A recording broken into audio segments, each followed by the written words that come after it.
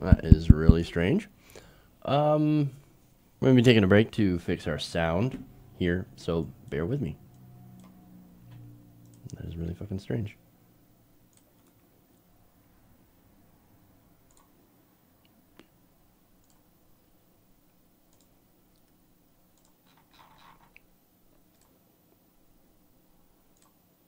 All right, there we go. Okay. There's that.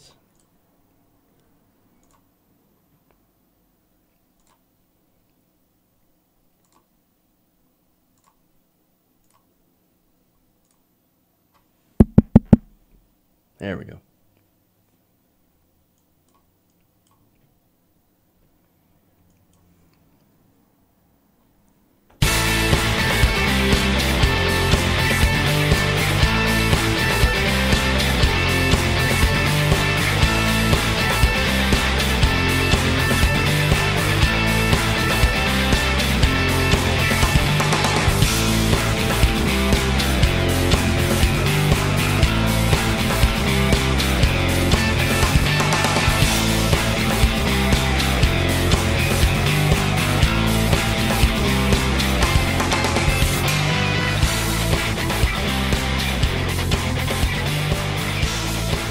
Hey everybody, welcome to the show. Around the nation, right here, TYD Nation. Jeff Waldorf here with you. This is why you don't do Windows updates, ever. So, those of you watching in the live stream, of course, maybe noticed a little bit of a sound issue. It always tends to change all my settings. So, I know, technology, right? Those damn updates always screw me up. But hey, we're here. We got a show. It's a good show, so stick around. Bumpy start. But believe me, it's going to be a great show. We have some fantastic news to start the show out with. Progressive victories. We have the Trump White House post Hope Hicks. Yeah, a very interesting story on that. Then we have Trump on immigration. The new plan to break up immigrant families and throw the kids into concentration camps. I'm not kidding. That's what's going on. We've got the details. We also have a new ad from a GOP candidate. That's insane. We also have another candidate from Oklahoma getting himself into trouble for things his campaign has said on Facebook. And then finally, look, we got a show full of crazy Republicans today, so it's going to be a lot of fun. We'll go through, we'll talk about those people, and we'll have fun. All right, so anyway, now, let's, I am seeing a couple of interesting questions in the chat that I want to address before I get started with the story. Let's see. Okay. I'm getting asked a question about my Patreon page. So, okay, to kind of give a little synopsis, I do all the stuff on the show for myself, by myself, right? So, everything that happens on the show is me. I don't have staff. I don't have any help. I don't have any staff. I don't have any other members that do anything. So that Patreon page is basically to help me keep the show going and to pay the bills. So that's to answer your question. As far as having Windows update problems, well, that always seems to happen. There's another question here about something. What do I think about the plans for the EU to fight U.S. sanctions? I'd have to look more into it. I believe you're talking about the sanctions on Iran that are snapping back thanks to us leaving the Iran deal. Like I said, I have to look into the details to really give you a good answer. But I think leaving the Iran deal was fucking stupid. It was a really dumbass move. But what do you expect? It is Donald Trump. So, I mean, terrible idea. All right, so anyway, so here's what I'm going to do. I'm gonna go and I'm gonna do these stories.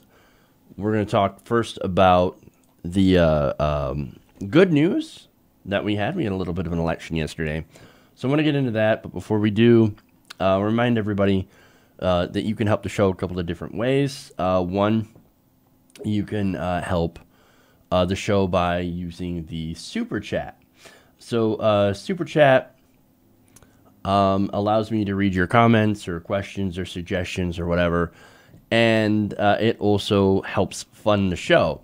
Another way to help is Patreon, patreon.com/TYTNation. That goes to help keep the show going and growing as well. So, all that. Let's get into the stories and start out with something on a high note. Well, look at that. Okay.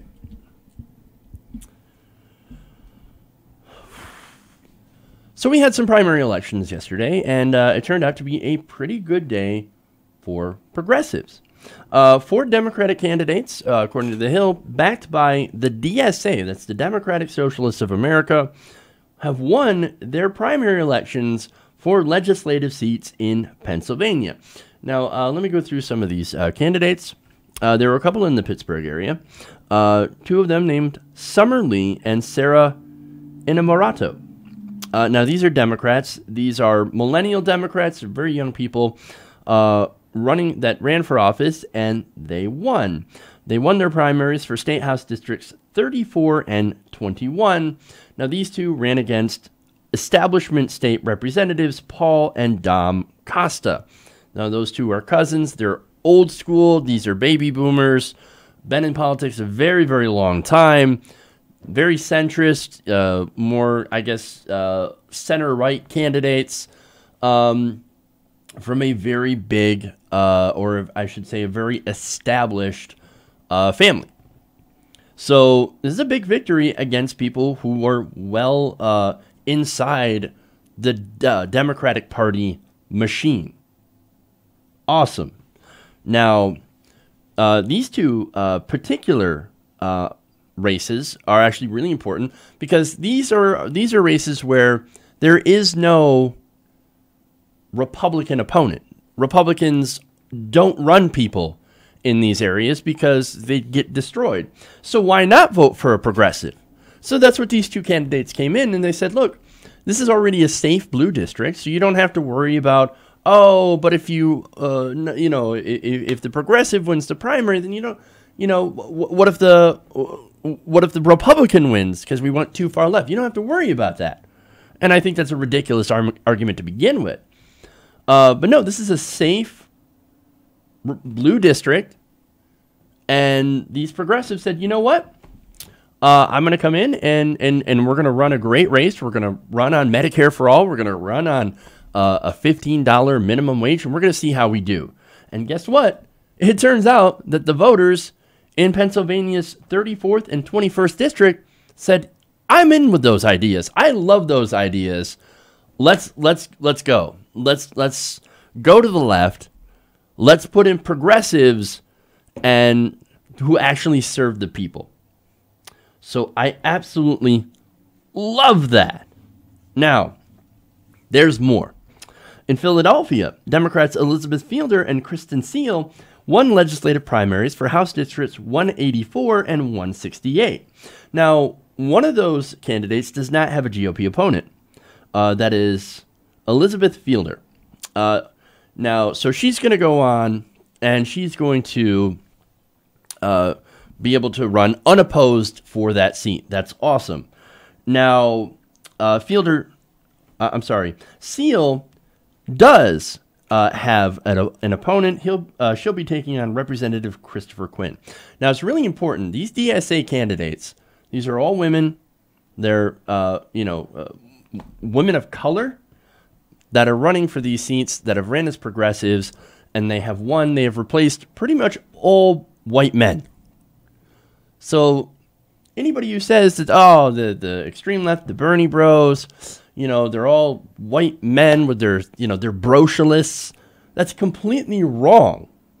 You have a lot of diversity in the progressive movement. And this is a great example of that diversity. Now, Ariel Cohen, co-chair of the Pittsburgh DSA, had something to say about this. She told HuffPost that she feels that this is a monumental shift after the victories, noting DSA's growing membership since President Trump's election. And they have grown. Not only have they grown in membership, which they're not actually a political party, they're just a grassroots movement of people running on these ideas. The ideas, of course, of a living wage and Medicare for all and free college and all these fantastic policies that we can actually do here in America because they've actually been implemented other places with excellent success. Now, they have grown. Not only have they grown in membership, but they have also taken other seats in other places. And I've talked about those elections as well. So this is excellent. Now, she said, Ariel Cohen, we won on popular demands that were deemed impossible. We won on healthcare for all. We won on free education. So, and of course, the people that decry this stuff the most is not Republicans. I mean, yes, Republicans are like, oh, we can't possibly do that. No, we have to give more tax cuts to the rich. But the ones who criticize these policies the most are actually Democrats. Establishment Democrats, the same. Oh, those are just ponies. Those are ponies. That's pie in the sky. We'll never get that. We can never get health care for everybody. No, we have to go with private for-profit insurance companies. That's the only way we can ever deliver health care. That's not true. Oh, we can't get free college for all. Then Donald Trump's kids will go to community college for free. Are you fucking kidding me? Ridiculous argument.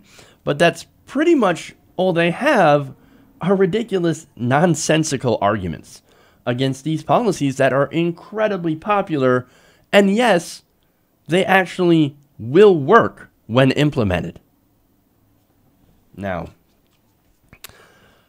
I mean, look, who knew, by the way, running on a platform of populism, of these popular ideas all across the country, might actually work?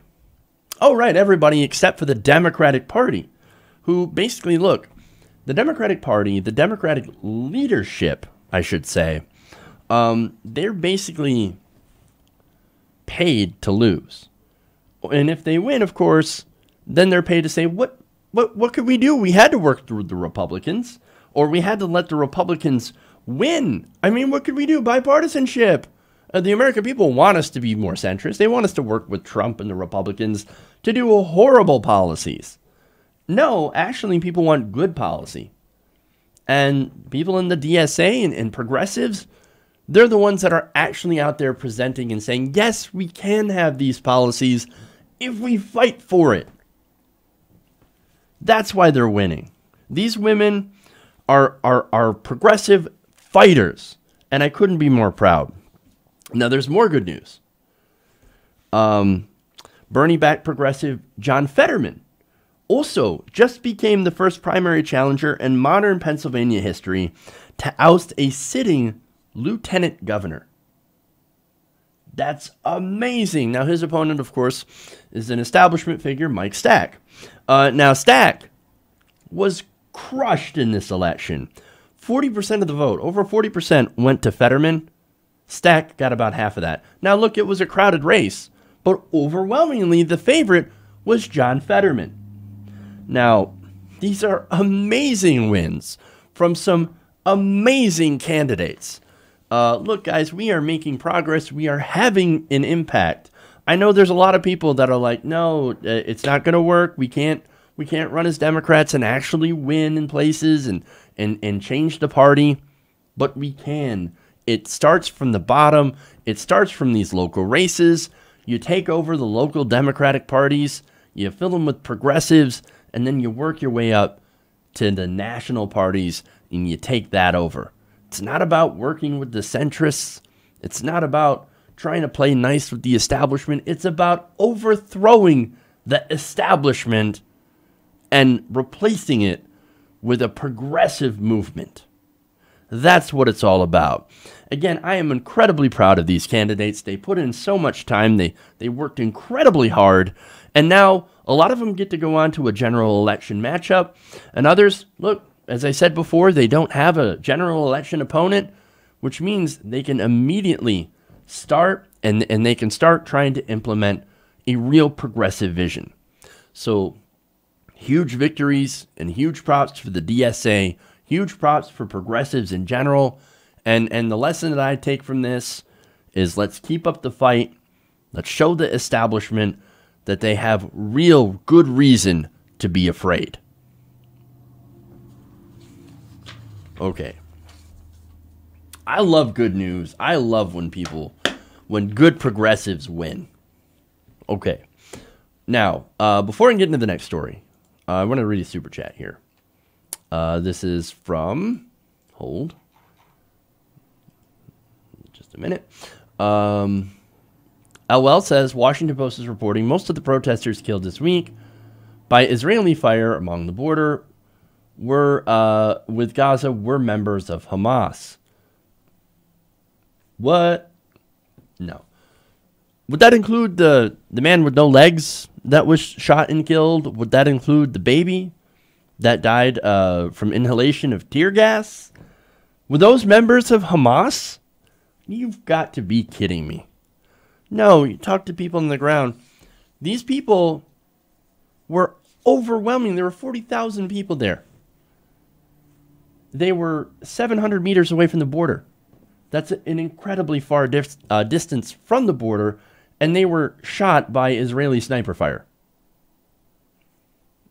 And of course, this is what they're going to do. Oh, you know, those people were members of Hamas anyway, or Hamas somehow tricked them into protesting. They live in an open-air prison. You don't have to trick people to go out and say, hey, you know what, this way of life fucking sucks. And we're going to demonstrate and we're going to bring attention to this because we cannot live this way.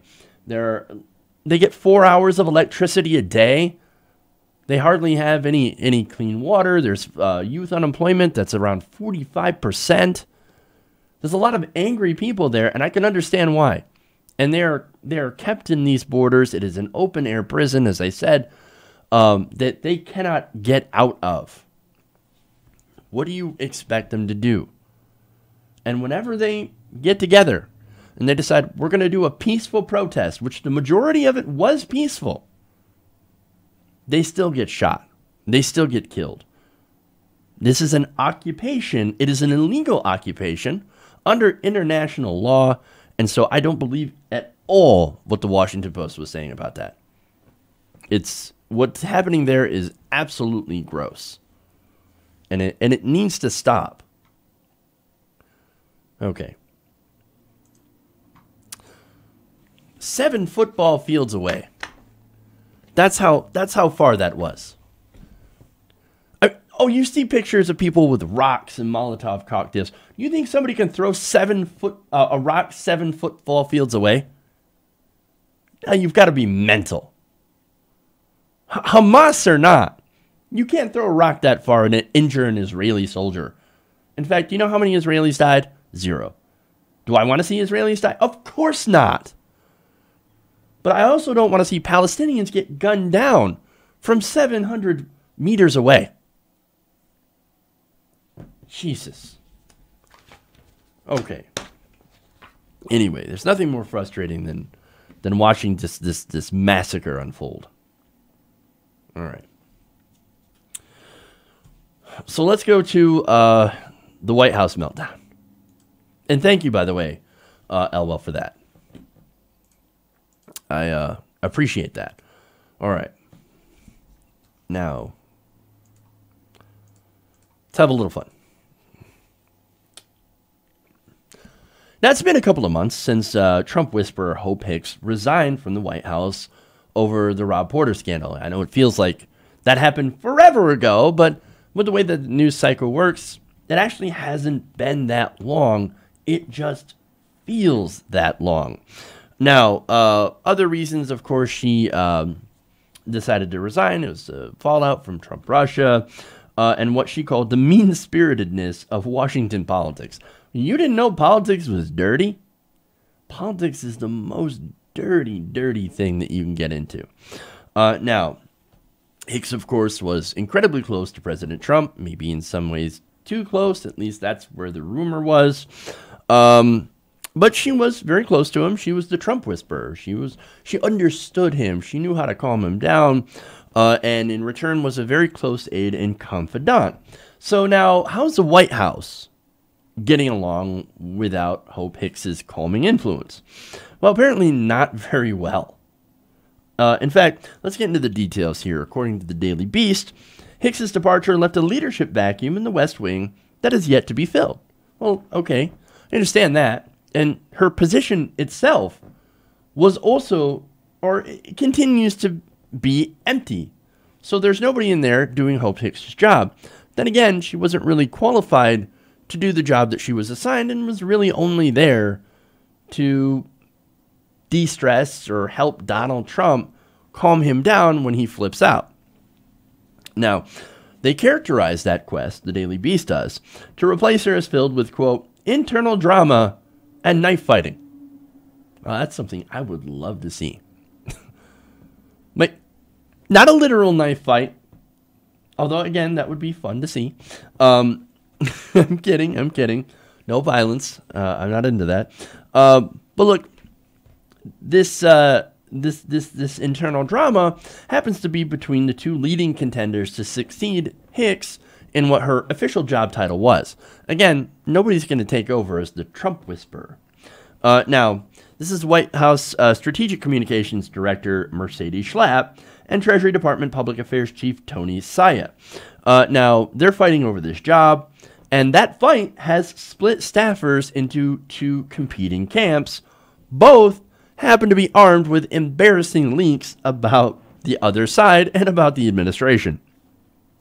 Now, that, of course, leads Trump to having a bit of a meltdown over all the different leaks, which is hilarious because this is the environment that Trump has cultivated. Now, let me give you an example of one of these leaks. This is the comments from Kelly Sadler about Senator John McCain. Oh, he's going to die anyway, so who cares? Now, Washington, look, let me tell you, Washington loves decorum, right? Look, you want to say terrible things about John McCain. It depends on what things, I guess. Look, John McCain, he was warrior, he was tortured, and he's very good against torture. He was against Gina Haspel. He also, after he was caught with doing some shady campaign finance stuff, he signed McCain-Feingold. But then this is also the guy who brought us Sarah Palin. So I'm kind of mixed on John McCain. Now, look, he's dying of cancer. That sucks. That obviously sucks for him. That obviously sucks for his family and all that. So I'm not going to talk terrible about John McCain, but let's be honest about who he is. He is a warmonger. So the guy has not met a war he doesn't like. So, now, is it rude to say those things about John McCain as far as he's going to die anyway? Yes and no. Yes, it's true, he is. Should you probably say that? No, I guess not. But anyway, that's just a whole discussion on decorum and trying to be nice and all that stuff. I'm not so much interested in that. Now, that, of course, since Washington sees that as completely unacceptable to say something like that, that ended up setting off a round of internal recriminations. How dare you say that? How dare you break that decorum and say something terrible about a Republican? Okay, well, now it's funny because when that happened, and there's now a lot of internal finger pointing, and of course people getting outed. Now there are details of that recrimination that are being leaked, and then the meetings about the leaks that also got leaked. Ugh. Now, one senior White House official warned after all this that, quote, I'm not sure how sustainable this is going at this rate. And suggested that the lack of the steady hand will continue to hamstring any attempt to stem leaks and more effectively execute a cohesive communication strategy. Look, leaks are a pretty big thing that's been going on in the administration. It's been going on for a very long time. And it's because of the atmosphere. It's because of the culture that's going on. Everybody's trying to outdo each other. They're trying to get rid of other people so they can go and take their jobs and rise in the administration. So leaks is a weapon in that. That's why they're never going to get rid of leaks, because this is the culture that has been established under Donald Trump. Now, the thing about that is that, of course, it makes for an environment that is not really conducive to teamwork. If you're always trying to stab your friend in the back or your coworker in the back to try and steal their job, then you're not going to work very well with them. So, and of course, that is dysfunctional. That is incredibly unsustainable, as I've been saying from day one. And it's all going to fall apart in a gigantic house of cards. Now, Trump, of course, going to him, he is absolutely livid because of all the leaking, because it's incredibly embarrassing. He actually wants it to stop. According to two sources who have spoken with the president about this issue in recent days, he's expressed his desire for at least one prominent leaker to be conclusively identified and, quote, dealt with in order to make an example of him or her. Now, of course, the president, he's been tweeting about leakers. Oh, you traitors and cowards. We're going to find you. We're going to get you. And he's been doing this, as I said, since day one. Now, this has led to some people on the outside who are Trump allies to basically try to threaten people that they don't like. Oh, I don't like so-and-so, so I think that person is a leaker, and we're going to go public with it. Now, whether or not they're a leaker, I don't necessarily know. But I think the threat is enough to go after political enemies. So it'll more than likely get the wrong person, the person who isn't actually the leaker, but it gets them out of the way. And of course, in this ultra-competitive atmosphere, could lead to somebody getting, basically using this to try and get somebody else's job. The whole problem here, as I said, is the fact that the fish rots from the head down. And there are people in the administration that kind of agree. One former Trump administration official said, quote, "This is a culture problem. You're not going to stop the leaking by shuffling around lower-level staff. The only way to change the culture in the White House is if you start making changes with senior-level staff." But that's not far enough. I don't know. I think Trump is, again, he's the head of the fish, of the rotting fish. And so the sooner you get rid of him or change how he does things, which is very unlikely, it's going to continue to be the same. And again, Trump is a buffoon. But not only that, but he's also a lazy buffoon. Because it's being reported that he's not going to replace Hope Hicks. He's not actually going to find a replacement for her job. Because he doesn't care about the job. He's only cared about Hope Hicks. That's the reason she got the job in the first place. They basically said, oh, here's an open spot. I like Hope Hicks. Let's put her in there. In fact, this is a little sad. According to a White House official, Trump himself has personally reached out to Hicks in the weeks following her exit, having staff deliver her a dictated message that he wished, quote, Hopi, as he calls her, well. Hopi. Oh my God, he's the child. I just want my Hopi back. I hope she's doing good. Oh. Now, one West Wing aide noted, quote, that he obviously misses her and still talks about her often. And he compared it to empty nest syndrome. I don't know, and this is a former Trump White House official talking to the Daily Beast before, at a previous story, saying, quote, I don't know if anyone else can really do the job the way it needs to be done because of how the president operates. Hope always seemed like the only workable solution to that. Big loss in that respect. So, without Hopi, everything's kind of fallen to shit. Now, the result, of course, is that the communications department in which Hope Hicks, which, by the way, when Hope Hicks was there, the communication department was still a mess. Now it's even more of a mess, and now Donald Trump is, of course, having a meltdown without Hopi, right? In fact, according to numerous sources in and outside the West Wing, morale is at an all-time low. Officials, according to these sources, don't know who can be trusted, and that there is a pervasive sense that senior staffers have lost any and all control. Lower-level staff, especially, are constantly fearful of getting canned or scapegoated. Some wonder if they're being recorded, and staffers jokingly accuse each other of being, quote, leakers or spies. That's awesome. Top communications aides, including Sarah Huckabee Sanders and Mercedes Schlapp, routinely decry, publicly and privately, the frequency of comms office gossip and deliberations quickly spilling over into full public view. Now, one example of that is Axios, who published a story late last month about how Schlapp had convened an off-site team building and planning retreat. Well, that seemed like something that they would absolutely need, and offered an inside look at the retreat. The depth of the detail sourced to people in attendance added to the distress and paranoia within the team, immediately prompting yet another spell of internal finger-pointing. One member of the comms team told the Daily Beast that, quote, it was like somebody lobbing a grenade over the fence. So, all of that. Again, this team-building retreat immediately leaked to the press. All the details, and it's like, who leaked it? Who leaked our team-building exercise? Wasn't me.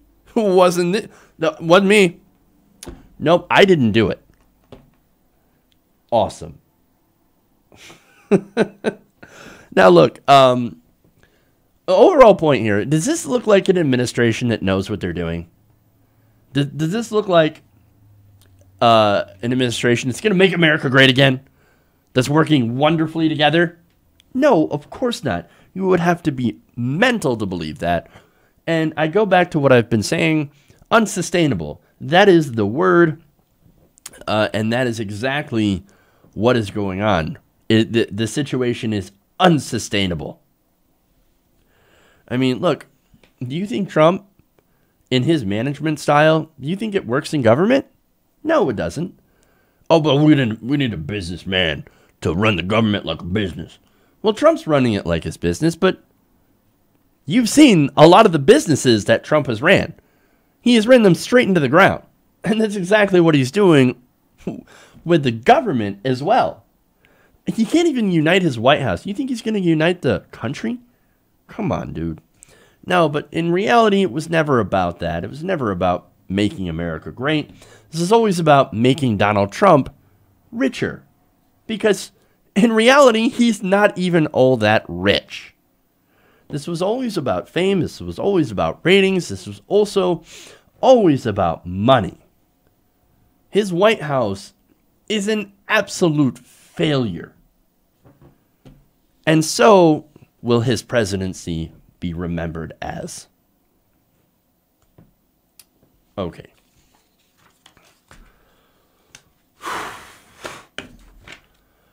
So, now.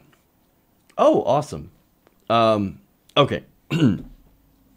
Here's what I'm going to do. We do have some breaking news that is not related to the stories that we have today, but I think it's really, really important. This is about net neutrality. Earlier today, the Senate voted in favor of a bill to restore net neutrality. So they have passed one procedural hurdle on the CRA, that's the Congressional Review Act, to try and basically undo the repeal of net neutrality rules from the FCC. Now, they're currently holding another vote to try to pass this through the Senate. Look, this would be a big step, but also, as I've said before in some of the videos talking about this, it would also have to be approved by the House and also be signed by Donald Trump, which to me seems very unlikely. But nonetheless, this has passed the Senate, so we'll see what happens. And then, like I said, they are holding another vote in the Senate to officially pass this. The first vote was, of course, to clear some hurdles. So anyway, we'll see what happens. The vote is right now ongoing, and I'll have a more full report for you tomorrow. So, all right. Now, that said, let me go to some super chats here before I start with the next story. Nick the Mix says, Jess King is a Bernie-supported progressive that ran unopposed in Pennsylvania District 11. Awesome. Congratulations, Jess King. That is amazing news. Again, it's so heartening to see wonderful, excellent, hardworking progressives win their primaries. Some don't even have to have a primary opponent. That's great. And others have beaten establishment Democrats, and that is also great because then they move on and hopefully they will crush the Republicans. So thank you, Nick the Mick. Appreciate that. Super chat goes to help the show. Rex Soul also has a super chat for me about the Hope Hicks story. Says, "Aw, poor Trump. Hashtag no hope for you." I love that. No hope for you. It makes me think of the soup guy from Seinfeld. You know, it occurs to me that some of you might not even know that reference, and it makes me feel old. But anyway. Okay. Let's move on. We got some immigration stories, so we'll get to it. In fact, we will go back to it. Okay.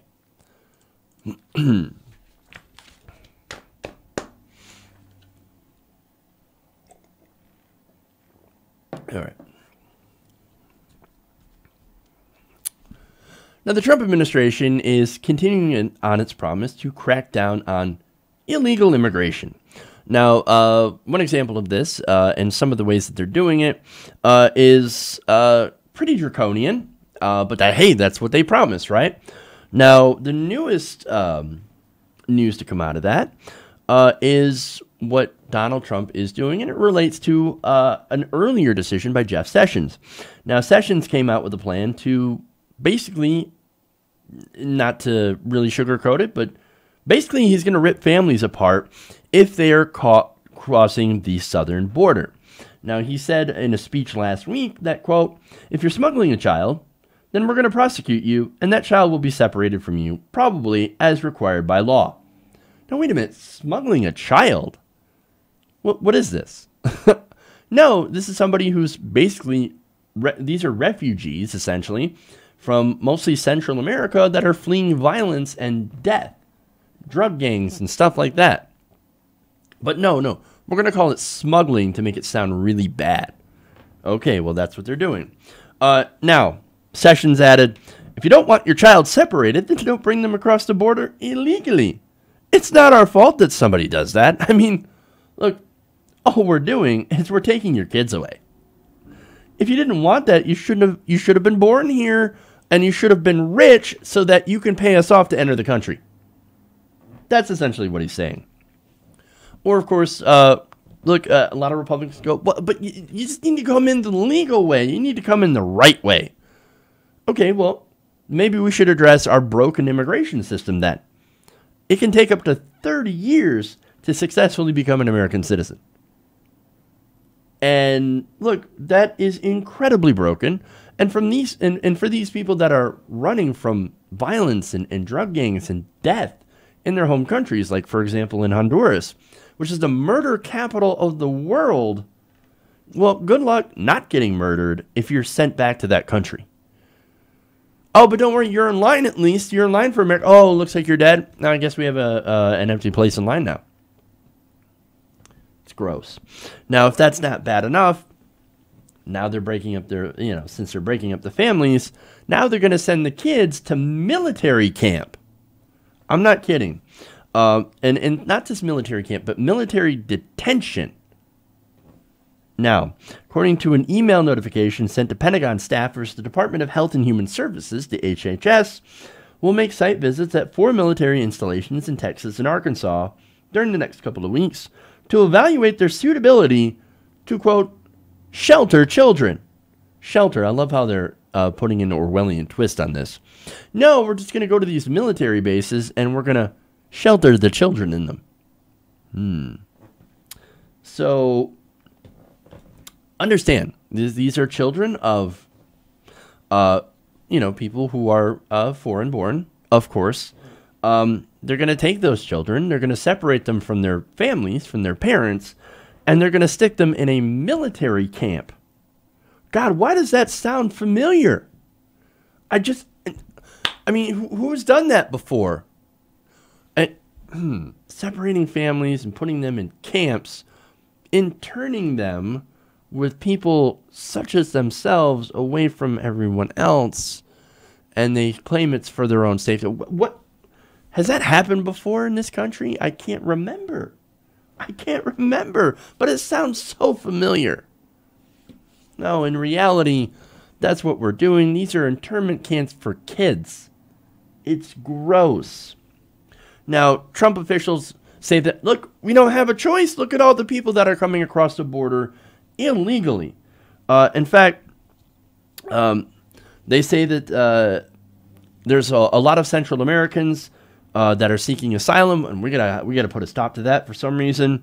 And of course, many of them are also just people that are coming over for farm season, harvest season, I should say. Now, U.S. border agents in April, say that they arrested more than 100,000 people who crossed the border illegally. That's the highest monthly total since President Trump took office. So it has increased, but then again, so has the violence in a lot of these Central American countries. And a lot of people are like, I just want to escape with my life. That's all. What we're doing is we're just running from violence and death. And then there are other people, of course, that come in and they work the fields in some of these states like Arizona and Georgia. Now, Trump, of course, is very angry about this. And he basically blames Homeland Security Secretary Kirstjen Nielsen for the increase in people immigrating, which makes no sense to me because that's not her fault. But nonetheless, he has ordered her to close up the border and to cut off migration flows. Well, how do you do that? You don't. You've got no control over that, over who comes to the border. So, look, now, there's a couple of groups of migrants here, right? Again, one, you have the people fleeing the violence in Central America, and then you have your seasonal workers, as I mentioned before. Now, one of those groups plays a vital role in the economy when it comes to farming, and the other is literally fleeing for their lives. So both of them have good reason to want to come over to the United States, right? And both are good reasons for us to be able to take them in. Again, you don't want, most people who have a moral core are like, well, yeah, if they're refugees and they're running from death, then yes, we should be able to do something for them. We have enough space. We do have resources. And look, people that come here as immigrants, they often work really, really hard. And if you gave them a chance, a pathway to citizenship, perhaps, then they could be productive members of our society. However, what we're doing is that we're not doing that. The Trump administration says, no, here's what we're going to do. We're going to separate you from your families, and we're going to stick your kids in an internment camp. All right, then. Not only that, but Nielsen and Attorney General Sessions also say that the government will take the measure of filing criminal charges against anyone who crosses the border illegally, including parents traveling with their children. Now, here's the thing about that. So wait, you don't want these people here, right? So you're going to file charges against them, criminal charges, put them in prison so that they're here. Wait, that doesn't make any sense. So you're going to keep them here in prison because you don't want them here.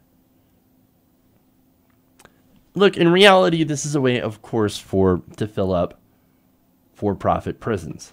I mean, think about that. Because for-profit prisons don't want actual hardened criminals. They don't want murderers and rapists. No, what they actually want is people who are not going to cause problems, nonviolent offenders, and immigrants to fill their jails, where they make tons and tons of profit. This is just another way to exploit immigrants who are, as I said before, fleeing from death. Now, as far as this being a deterrent, and this is the last point that I want to make, I don't think this will work. This is not going to deter anybody from coming into the country illegally, because the issues in these other countries, again, if you're fleeing from death, from drug gangs and violence, then you're not going to want to stay in that country. You're going to want to go somewhere else, somewhere that is free, for the most part, of those very issues. Not going to be a deterrent. All this does, really, is just add an unnecessarily extra layer of cruelty to people who have pretty much lost everything. You think these people are coming over there with lots of money in their pockets? No, that's why conservatives hate them. Oh, they're brown. They're bringing in poverty. They're bringing in, they're poor. I mean, of course we don't want them. They're poor and uneducated. Well, that's the whole point, though. They come here because they have no opportunity in their home country. Whereas in America, there still is that opportunity for people to be able to make something of themselves, create jobs, and have a better life and a chance at actual life than in their home country. So these people have already pretty much lost everything. And all we're doing in the Trump administration is make it that much worse for the people who are the least powerful, who have the least power, who have lost the most. It's gross. Okay. Speaking of gross, we have more. Okay.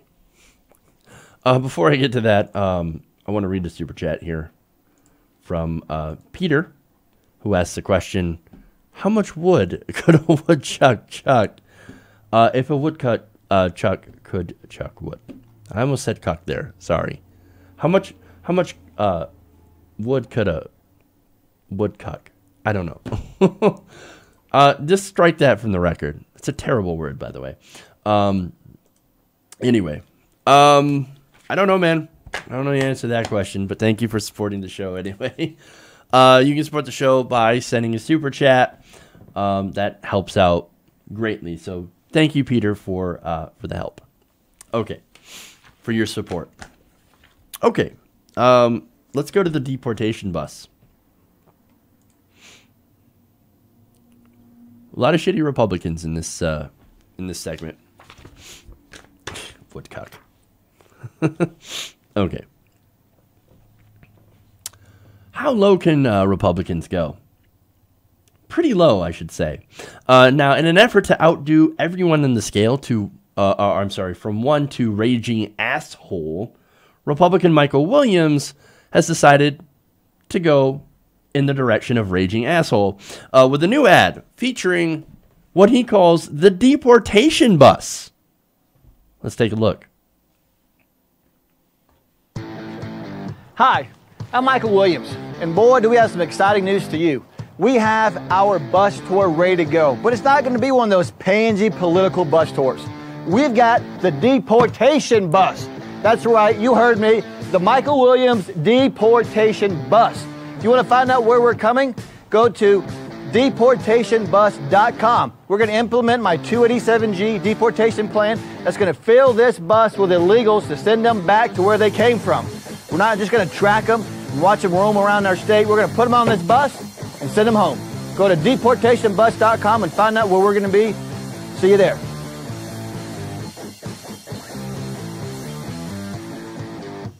If you're as tired as I am with politicians that do nothing but talk, and you want to see this bus filled with illegals, vote Michael Williams on May 22nd. Wow. Hey, this is not going to be some pansy bus tour, you know what I mean? It's going to be the deportation bus. Yeah, listen to my awesome jazz rock music while I'm a complete and total asshole to other human beings. Yeah, so cool. Oh, man, this guy. Who the hell thought that this was a good idea? Oh, right, this guy. This guy actually thought, you know what I'm going to do? I'm going to run a campaign based on a shitty bus for people that I don't like. Yeah. Look, these are hate-filled people, man. Like, a good chunk of Trump supporters actually love this guy. I mean, love this idea at least. Now, not voters, right? Now, look, there are some voters that believe that Trump would actually shake up the system, right? Or they didn't realize at the time that he was a hateful wannabe oligarch, or didn't care at that time. Now, his supporters, however, the ones that are loyal, these are the people that love the idea of a deportation bus. Now, get this, right? State Senator Michael Williams' campaign sent a press release that the tour would, quote, expose how dangerous illegal aliens ruin local economies, cost American jobs, increase healthcare costs, and lower educational standards. That is a load of bullshit. None of those things are actually right. Now, for one, they actually help their local economies. Well, how do they do that? They actually spend money in the local economies. So when they work, they spend money. They got to spend money on food, lodging, of course, transportation.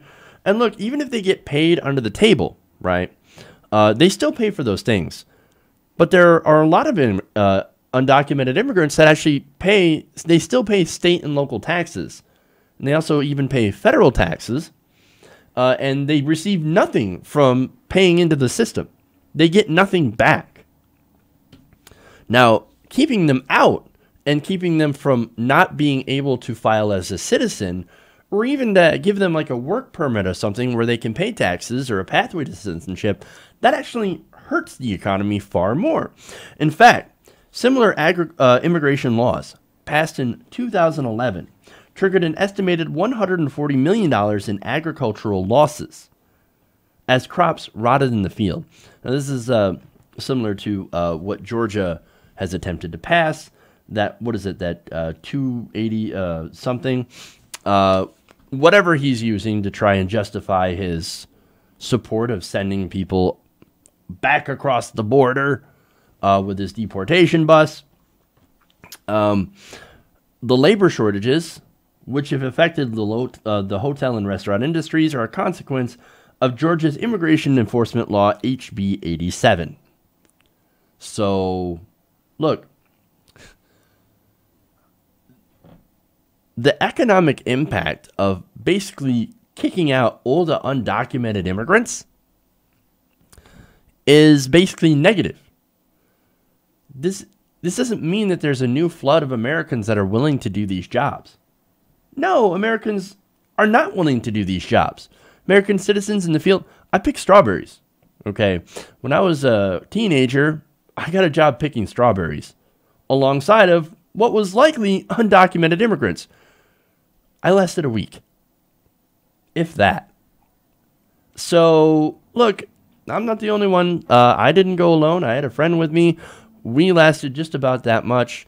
We picked strawberries for a week, and we got enough to buy a large pizza. That's how terrible the pay is. But, of course, it's based on how much you can gather. So, look, us, Americans, we're not so great at that job, and so the pay isn't so great. But there are people that are professional pickers that do actually fairly well. So, look, these aren't good jobs. As I said, I would never do that again. It was a terrible job. It was backbreaking labor. It was in the hot sun for hours picking this, strawberries.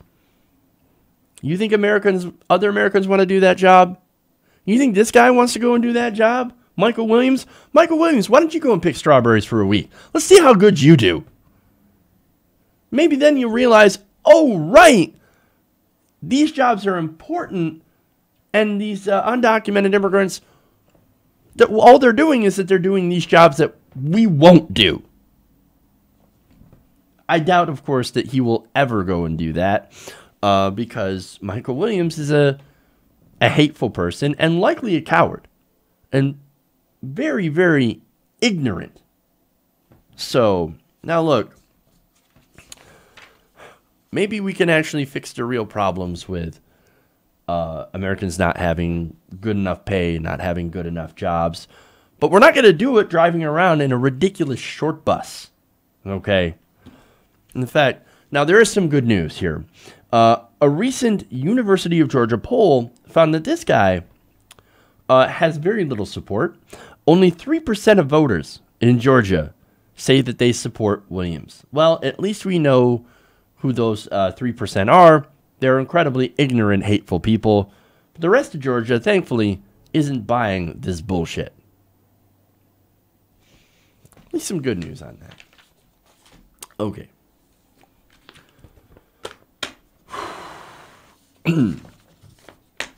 We have more. More terrible Republicans on today's show. The worst of the worst. Okay.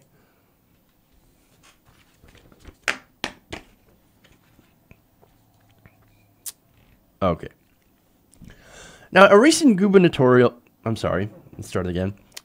A Republican gubernatorial candidate in Oklahoma recently got into trouble and is facing a lot of heat for some Facebook posts that he allegedly had written that called for euthanasia for people on government assistance. I kid you not. This is a Facebook post made by a page purporting to be for Oklahoma governor candidate Christopher Barnett. In this post, the administrator or whoever was behind the account initially posted a poll about food stamp requirements. Oh, should people who are on food stamps be required to work, et cetera, right? And then made comments claiming that euthanasia would be a good solution to the issue of poor and disabled people. Let me get into the details on that, of what that actually sounds like. Because he says, well, it might be a solution to the issue, but what I hear is it solution or final solution? Because that's what it sounds like. The Nazis basically proposed the same thing. In fact, back in October of 1939, Adolf Hitler initiated a decree which empowered physicians to grant a, quote, mercy death to patients considered incurable according to the best available human judgment of the state of their health. Now, so he had to say, since it was even such a horrible idea that people in Germany were like, oh my God, no, that sounds terrible. No, he had to wrap it up and, well, these are just people we can't help. But in reality, of course, the aim of this was to exterminate people, mentally ill people, and handicapped people, as a way to cleanse the Aryan race of persons considered genetically defective and a financial burden to society.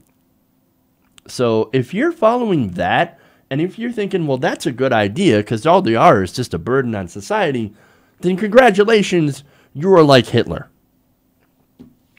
Now, there are people, of course, who are quite angry with this, and they decided to chime in. One user commented, most receiving food stamps do work or are disabled. Some are elderly. The Christopher Gov account had responded to that by saying, the ones who are disabled and can't work, why are we required to keep them? Sorry, but euthanasia is cheaper and doesn't make everyone a slave to the government. So, God, man, that is the sick, man. There are no words for this kind of thing. It just isn't. I can't think of anything that is strong enough to condemn this person. Now, furthermore, right? And by the way, whoever was running the account later on backtracks and says, well, I didn't say I actually wanted to kill them. In fact, he said, he or she, why should Americans have to keep up people who cannot contribute to society any longer? Obviously, I'm not saying the government should put these people down. I'm just saying that we shouldn't keep them up.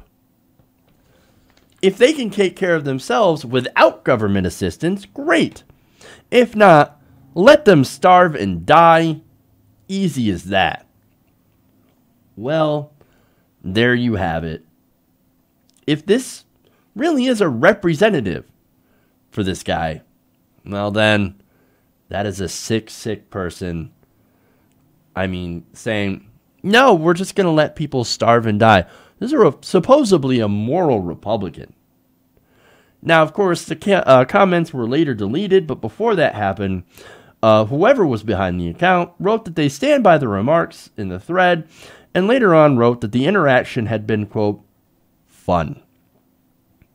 Yeah, a lot of fun talking about poor people, disabled people, basically either getting murdered by the state or dying, starving to death. Just disgusting. This is unconscionable. Now, since the backlash, Barnett came out and said, oh, yeah, those Facebook posts, this wasn't me. It wasn't me. No, this doesn't represent me. It wasn't me. I didn't post that. It wasn't anybody connected to my campaign. I was hacked. It was somebody. And then later on, he goes on to paint himself as a victim. He claimed that, quote, there are people saying now that they want to shoot me, that they're going to assassinate me, that they're going to shoot me, that they're going to blow us up. I'm in this election. I'm not dropping out. They're not going to intimidate me. Really? Oh, well, okay, first off, I can understand why people, and I don't agree with death threats. They're never, you should never go that direction. But I could understand why people would be very, very angry and possibly make those threats. Again, don't do it. That doesn't help. That doesn't help anybody. Yes, this is a supposedly despicable person with terrible, terrible views. That doesn't mean that you should threaten them with death. But anyway, I love the victim thing, right? Oh, I'm such a victim. I was hacked. Look, I don't know if he was hacked or not. I don't know if it was a rogue staffer or not a rogue staffer, but somebody maybe who believes in this stuff. I don't know. But what I do know is that whenever somebody says after something like this happens that, oh, no, it wasn't me, I was hacked, I think about Anthony Weiner. And I think about all the different situations where somebody says, I was hacked after getting caught saying terrible things. And it just makes me that less inclined to believe that explanation. So I don't believe him. I don't know for sure, but I do know that there are terrible people out there who believe that kind of stuff, and generally they tend to gravitate towards the Republican Party. So, just saying. Okay. Good Lord.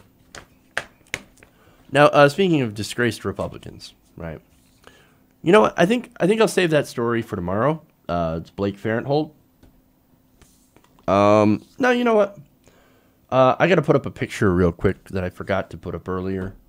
Yeah, let's do the Farenthold story real quick. Okay.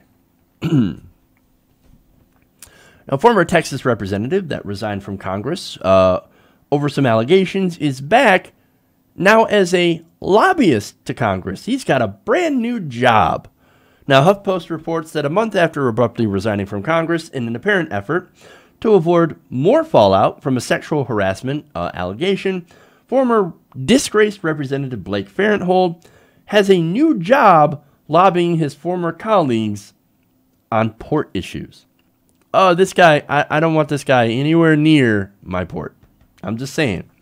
Farenthold announced on Monday on a Corpus Christi radio show that he has a new gig at the Calhoun Port Authority in Port Lavaca, Texas, as reported by the Caller Times. He is now the port's full-time legislative liaison, and his job responsibilities include increasing the port's visibility with federal lawmakers and the Trump administration. Well then, again, I don't want to be near any port that he decides to make visible, given his history. Now, he called in and said, quote, this is to 1360 KKTX AM Lago in the morning, his radio show. It says, I'm starting a new job today that has an hour and a half commute. You're going to have me listening and calling in a whole lot now. Yes, because that is exactly who you want to have call into your radio show. You must be so proud, whoever hosts that Lago in the Morning. Now, Caller Times reports that Farenthold's salary will be $160,000. That is roughly double the amount he spent in taxpayer money to settle this 2014 sexual harassment lawsuit brought to him against him by a former aide. Now, this aide is Lauren Green. Now, Green, and you're not going to want to know this, but it's interesting information anyway. It's what happened. Green is alleged had alleged in legal documents that the congressman had told another aide that Green could, quote, show her nipples whenever she wanted to, and that he had wet dreams about her. Oh, that's gross. Sorry. That's nasty. That's, oh. In fact, I'm going to show you a picture here of Blake Farenthold. I know you see that in the sidebar here, but I got another image for you on this. Let me go and get it. That is not it. That's from an old story. Hold. Ugh.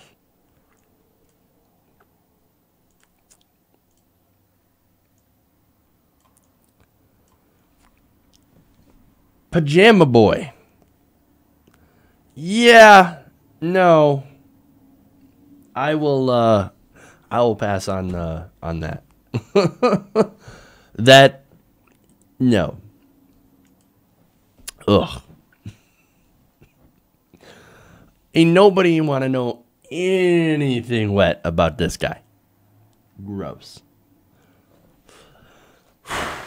Now, of course, Farenthold, he resigned because, look, they were about to rule against him for using taxpayer money to settle that lawsuit with Green.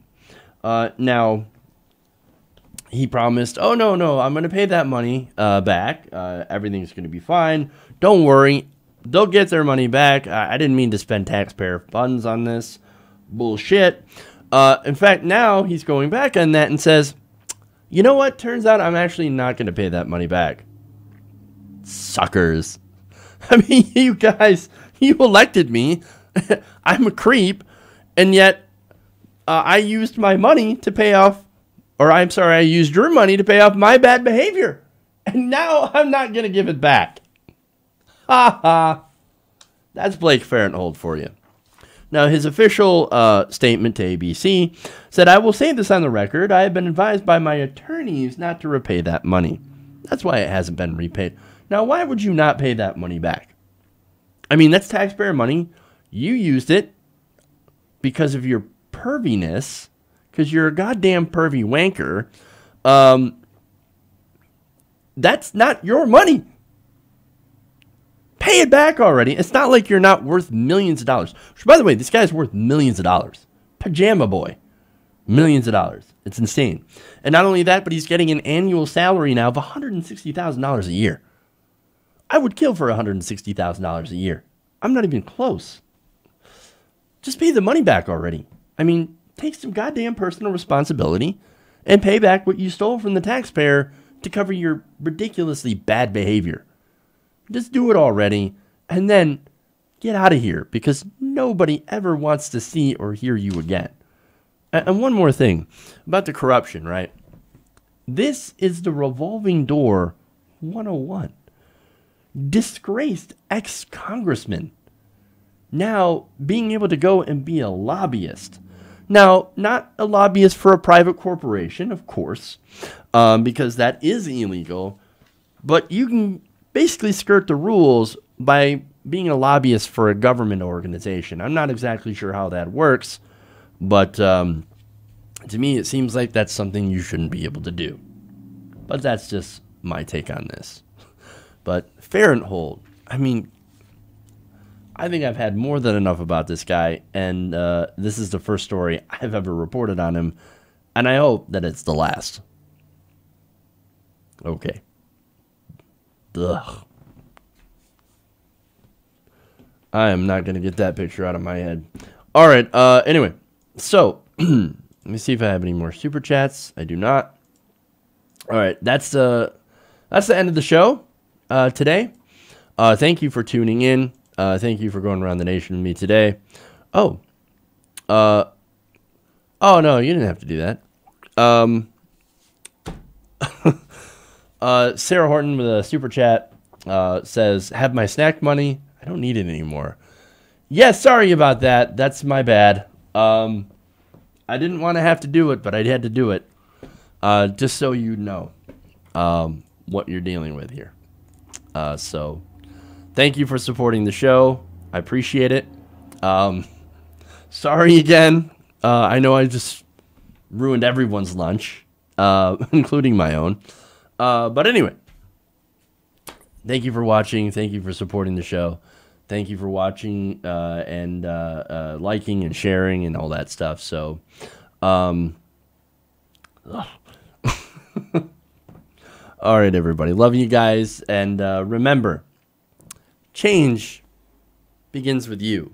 Good night to you, Teen Nation. We'll see you guys tomorrow. You have a good one.